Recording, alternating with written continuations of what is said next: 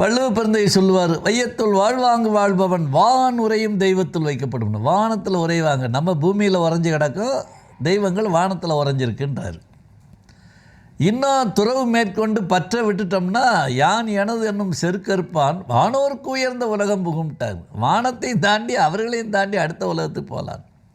எல்லாம் எதை சொல்ல வராங்கன்னா, வானம்னா வெறும் வெட்ட வெளி கிடையாது, அங்கே ஏகப்பட்ட உலகங்கள் இருக்குது அப்படின்னு சொல்கிறாங்க. அந்த உலகங்கள், அனைத்து உலகங்களின் பார்வை நம்மிடம் இருக்கிறது, நம்மளை பார்க்குது. நம்ம அந்த உலகங்களை நோக்கி பாஸ்வேர்டு அடித்தோம்னாலும் சரி, வணங்கினாலும் சரி, கூட்டம்னாலும் சரி வந்து உதவி செய்யும்.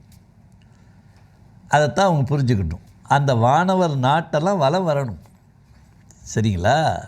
அதனால் இந்த பூமியை மட்டுமே பார்த்துக்கிட்டு இந்த 90% முட்டாள்களாக இருக்கக்கூடாது.